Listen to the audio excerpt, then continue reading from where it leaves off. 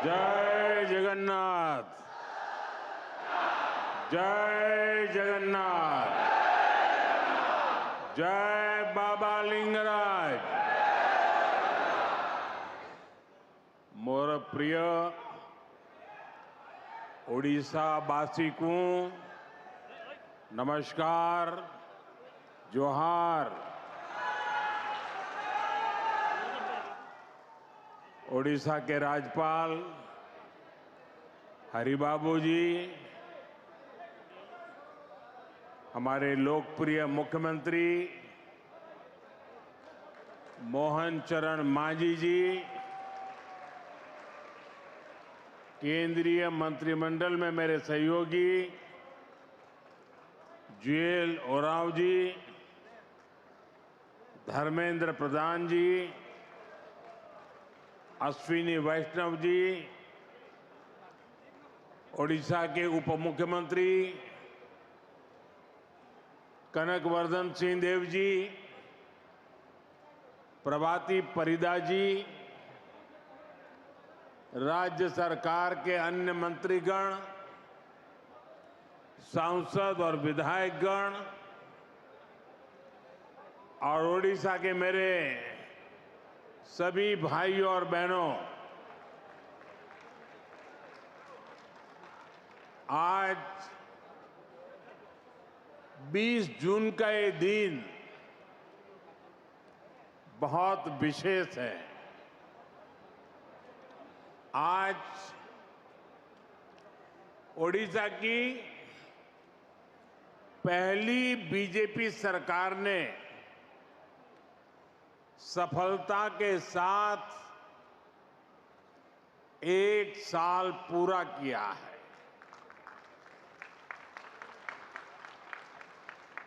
ये वर्षगांठ सिर्फ सरकार की नहीं है, ये सुशासन की स्थापना की वर्षगांठ है। यह 1 साल जन सेवा और जन विश्वास को समर्पित है। ये ओडिशा के करोड़ों मतदाताओं के विश्वास पर खरा उतरने के ईमानदार प्रयास का एक शानदार वर्ष है।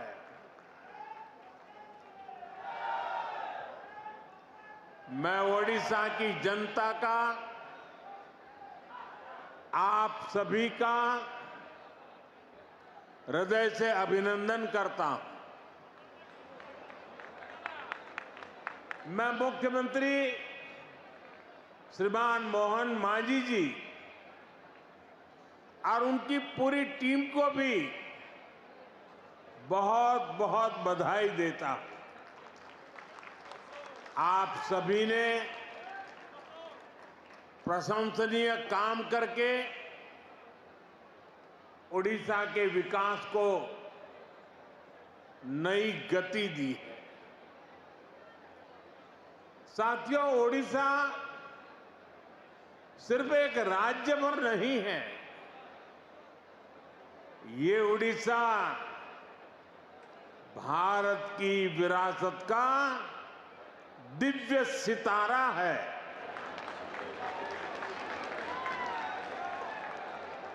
ओडिशा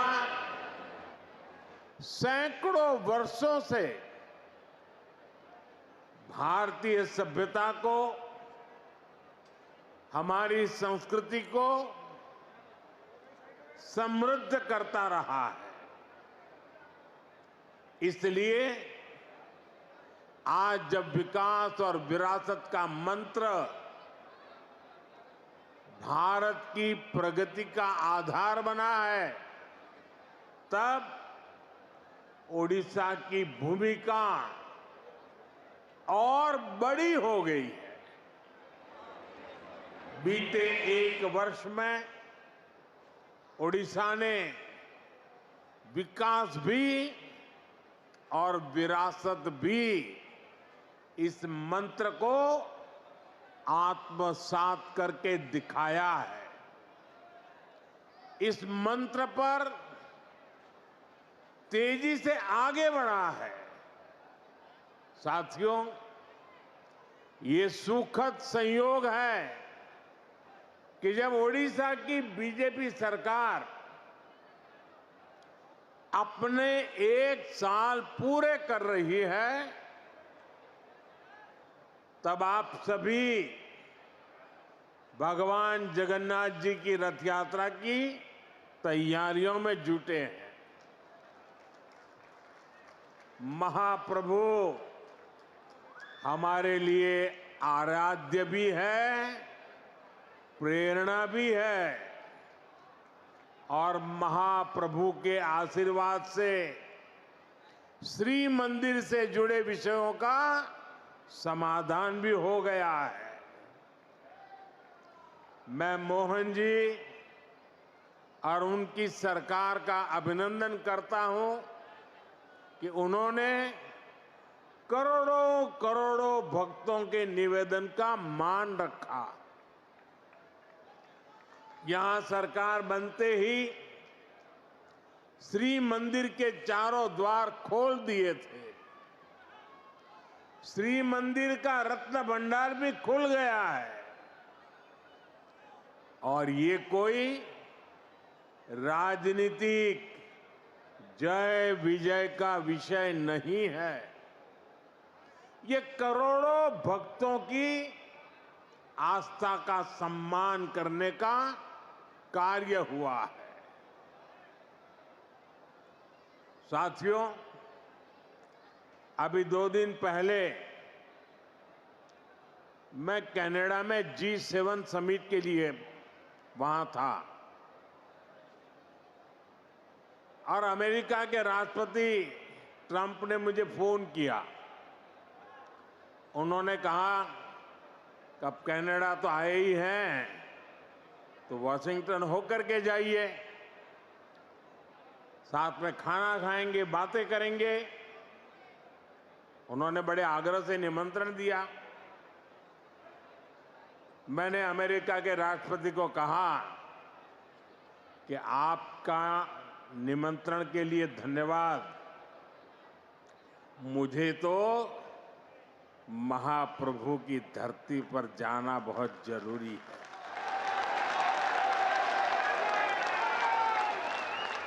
और इसलिए मैंने उनके निमंत्रण को नम्रतापूर्वक मना किया और आपका प्यार, महाप्रभु की भक्ति मुझे इस धरती पर खींच करके ले आई है।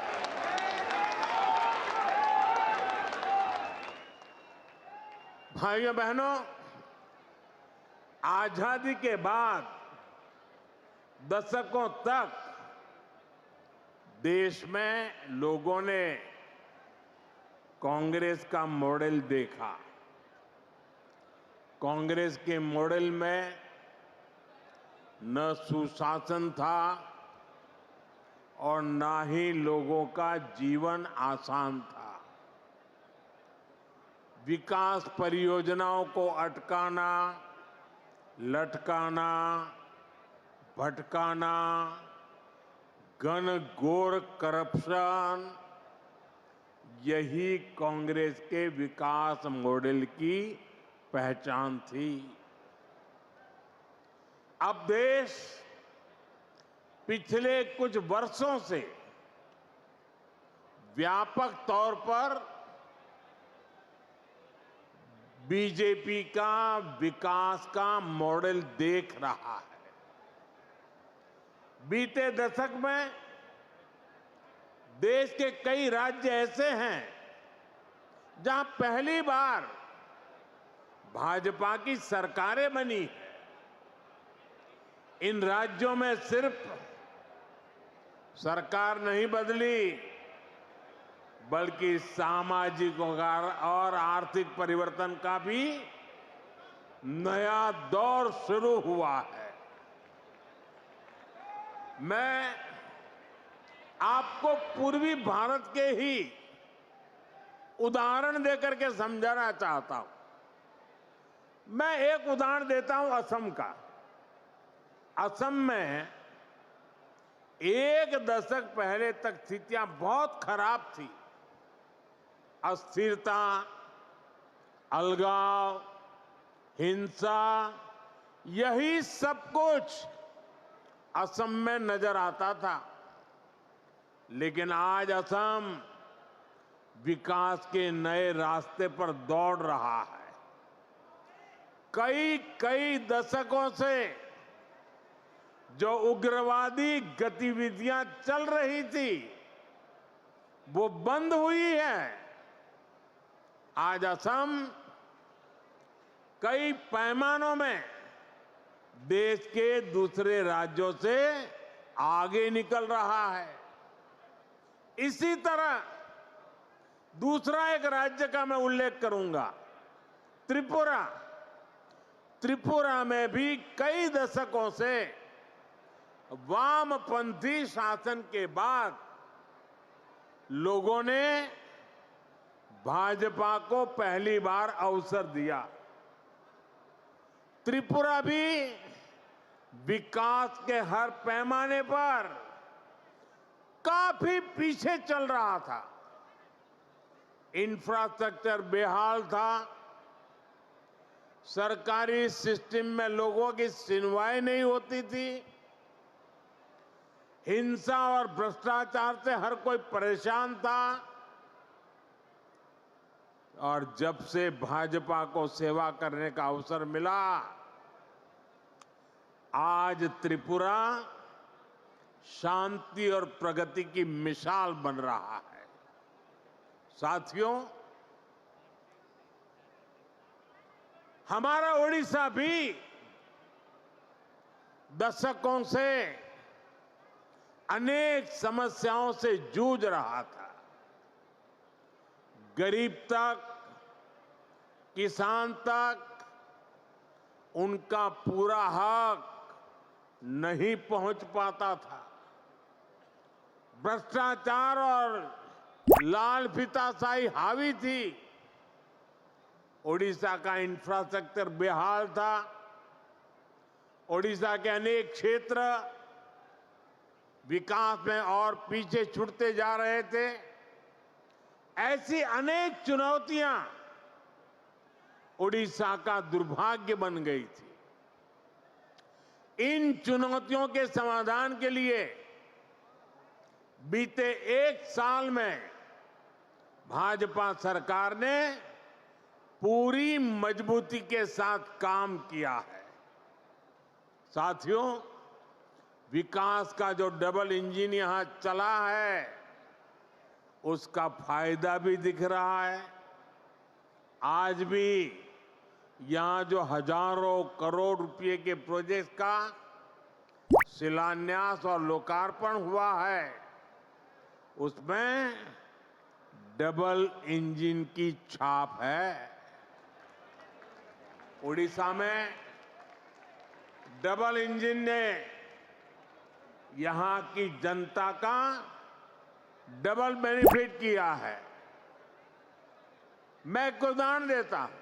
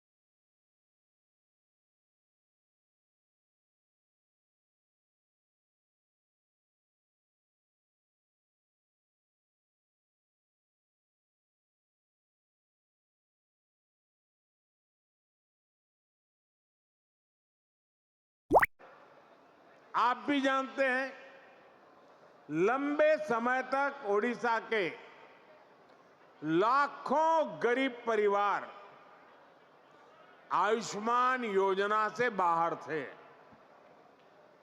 आज आयुष्मान भारत जन आरोग्य योजना और गोपबंधु जन आरोग्य योजना दोनों इंजन यहां चल रहे हैं। इससे ओडिशा के करीब 3 करोड़ लोगों को मुफ्त इलाज का लाभ मिलना तय हुआ है। और सिर्फ ओडिशा के अस्पतालों में ही नहीं, बल्कि अगर देश के दूसरे राज्यों में भी यहां से कोई काम करने गया है तो वहां भी जरूरत पड़ने पर उसको मुफ्त इलाज मिलना शुरू हुआ है। मैं देख रहा हूं, मेरा जन्म गुजरात में हुआ और हमारे यहाँ सूरत में एक प्रकार से मैं कहूँगा कि आप 2 कदम चले और कोई न कोई उड़िया आदमी मिलेगा आपको। इतने उड़ीसा के लोग सूरत में रहते हैं। अब इस योजना का लाभ सूरत में रहने वाले मेरे उड़ीसा के भाई बहनों को भी मिलेगा। अभी तक उड़ीसा के जिन 2 लाख लोगों का इलाज इस योजना के तहत हुआ है, उसमें अनेकों लोगों ने देश के 1 दर्जन से ज्यादा राज्यों में मुफ्त इलाज पाया है। 1 साल पहले तक इतने सारे साथियों को मुफ्त इलाज की ऐसी सुविधा संभव ही नहीं थी। इस डबल इंजन के साथ सोने पर सुहागा वाली बात भी हुई है। यहां ओडिशा में 70 साल से ऊपर के 23 लाख से ज्यादा बुजुर्ग हैं। उन्हें प्रधानमंत्री वय वंदना योजना के माध्यम से 5 लाख रुपए तक का मुफ्त इलाज मिलना पक्का हुआ। यानी सामान्य परिवारों की बहुत बड़ी चिंता कम करने का काम हमारी सरकार ने किया है। इसी तरह पहले उड़ीसा के किसानों को किसान सम्मान निधि का पूरा लाभ नहीं मिल पाता था। जब उड़ीसा के किसानों को केंद्र और राज्य दोनों की योजनाओं का डबल लाभ मिलना शुरू हो गया है, हमने किसानों को धान का अधिक मूल्य देने की जो गारंटी दी थी, उसका भी लाखों धान किसानों को लाभ मिला है। साथियों, केंद्र की ऐसी कई योजनाएं हैं जिनका पूरा लाभ पहले उड़ीसा को नहीं मिल पाता था। आज केंद्र और राज्य दोनों सरकारों की योजनाओं का बेनिफिट लोगों को मिल रहा है। यही नहीं, चुनाव के दौरान जो भी गारंटियां माताओं, बहनों, किसानों और नौजवानों को हमने दी थी, उनको तेज गति से जमीन पर उतारा गया है। साथियों, हमारी सरकार की एक बहुत बड़ी उपलब्धि वंचितों के सशक्तिकरण की रही है।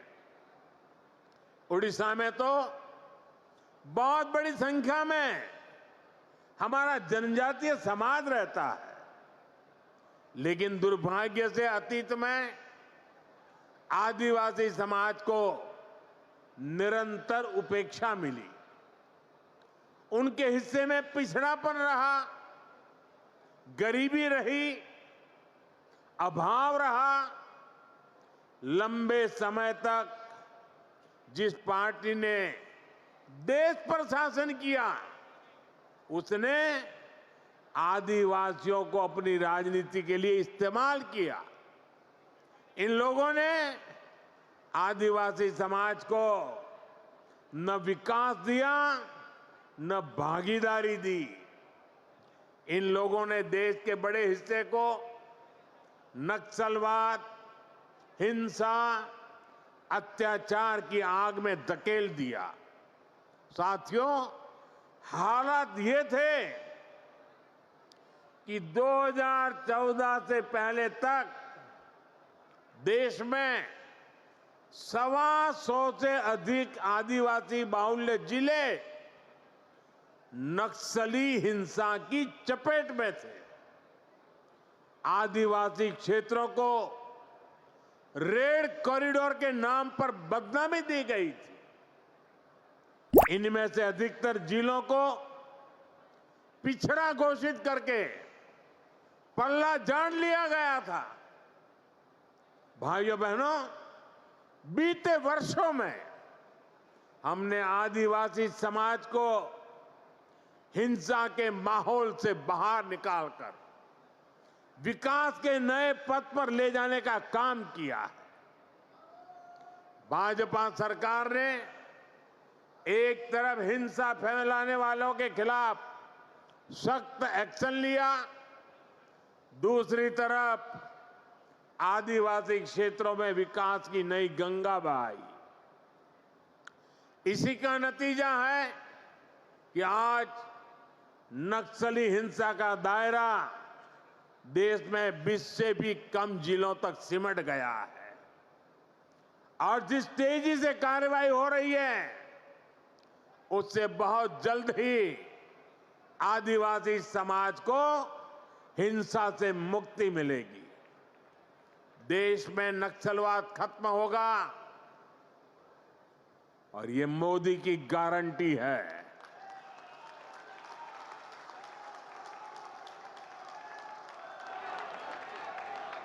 साथियों, आदिवासी साथियों के सपने पूरे करना, उन्हें नए अवसर देना, उनके जीवन से मुश्किलें कम करना हमारी सरकार की प्राथमिकता है। इसलिए पहली बार जनजातीय विकास के लिए 2 बहुत बड़ी राष्ट्रीय योजनाएं देश में बनी है। इन 2 योजनाओं पर 1 लाख करोड़ रुपए से भी ज्यादा खर्च किए जा रहे हैं। पहली योजना है धरती आबा जनजातीय ग्राम उत्कर्ष अभियान। बिरसा मुंडा जी के नाम पर इसको रखा गया है। इसके तहत देश भर में 60,000 से अधिक आदिवासी गांवों में विकास के काम किए जा रहे हैं। यहां ओडिशा में भी कहीं आदिवासियों के लिए घर बन रहे हैं, रोड बन रहे हैं, बिजली पानी की सुविधाएं बन रही है। यहां ओडिशा के 11 जिलों में 40 आवासीय विद्यालय भी बन रहे हैं। केंद्र सरकार ने इस पर भी सैकड़ों करोड़ रुपए खर्च कर रही है। साथियों, जो दूसरी योजना है उसका नाम है पीएम जनमन योजना। इस योजना की प्रेरणा ओडिशा की धरती से आई है। देश की पहली आदिवासी महिला राष्ट्रपति ओडिशा की बेटी आदरणीय द्रौपदी मुर्मू जी ने इस योजना के लिए हमें मार्गदर्शन दिया। इस योजना के तहत आदिवासियों में भी अति पिछड़ी आदिवासी जातियों की मदद करने का काम हो रहा है। इनकी अनेक छोटी छोटी आदिवासी बस्तियों में सैकड़ों करोड़ रुपए के काम हो रहे हैं।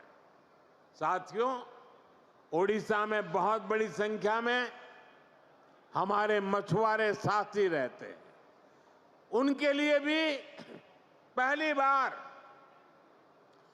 पीएम मत्स्य संपदा योजना बहुत बड़ी योजना, देशव्यापी योजना बनाई गई है। पहली बार मछुआरों को भी किसान क्रेडिट कार्ड की सुविधा मिली है। केंद्र सरकार 25,000 करोड़ रुपए का एक विशेष फंड बनाने जा रही है।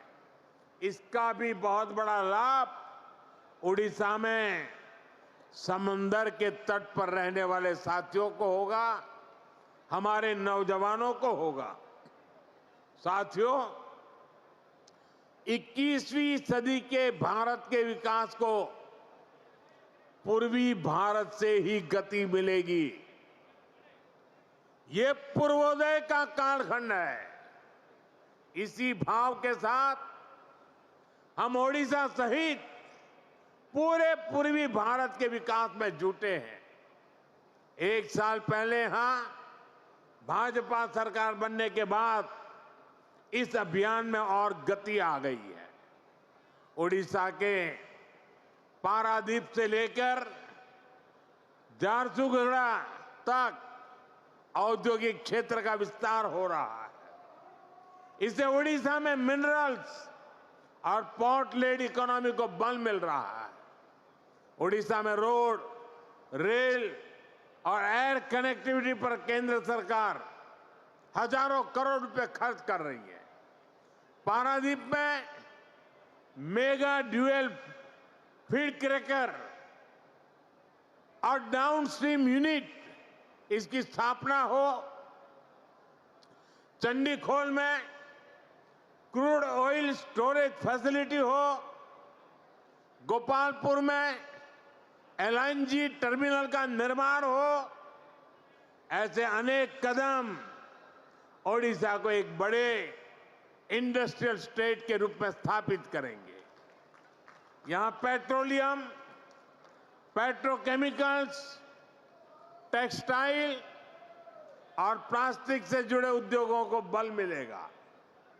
इससे छोटे और लघु उद्योगों का बहुत बड़ा नेटवर्क यहां बनेगा। ये नौजवानों के लिए रोजगार के लाखों नए अवसर लेकर आएगा। बीते वर्षों में ओडिशा में पेट्रोलियम और पेट्रोकेमिकल्स के सेक्टर में ही करीब 1.5 लाख करोड़ रुपए का निवेश हो चुका है। ओडिशा भारत का पेट्रोकेमिकल हब बनने की तरफ तेजी से आगे बढ़ रहा है। साथियों, बड़े लक्ष्य पाने के लिए हमें बहुत दूर तक देखना होता है, दूरदृष्टि रखनी होती है। यहां जो हमारी भाजपा सरकार है, वो सिर्फ 1 साल की उपलब्धियां और 5 साल बाद क्या होगा इतने तक सीमित नहीं है। वो आने वाले दशकों के लिए ओडिशा के विकास के रोड मैप क्या होगा, इसके पर काम कर रही है। ओडिशा सरकार ने 2036 के लिए, जब ओडिशा राज्य 100 साल का होगा, उन्होंने उसके लिए विशेष प्लान बनाया है। ओडिशा भाजपा सरकार के पास 2047 के लिए भी रोड मैप है। जब देश की आजादी के 100 वर्ष पूरे होंगे, मैं ओडिशा विजन 2036 को देख रहा था। उसमें बहुत ही महत्वाकांक्षी संकल्प तय किए गए। मुझे पक्का भरोसा है कि ओडिशा के प्रतिभाशाली और मेहनती नौजवानों के सामर्थ्य से हर लक्ष्य को आप जरूर प्राप्त करेंगे। हम सभी मिलकर ओडिशा को विकास की नई बुलंदी तक पहुंचाएंगे। इसी वायदे के साथ एक बार फिर आप सभी को बहुत बहुत शुभकामनाएं। समस्तको पुणी थरे मोर नमस्कार, जोहार, जय जगन्नाथ, जय जगन्नाथ, जय जगन्नाथ।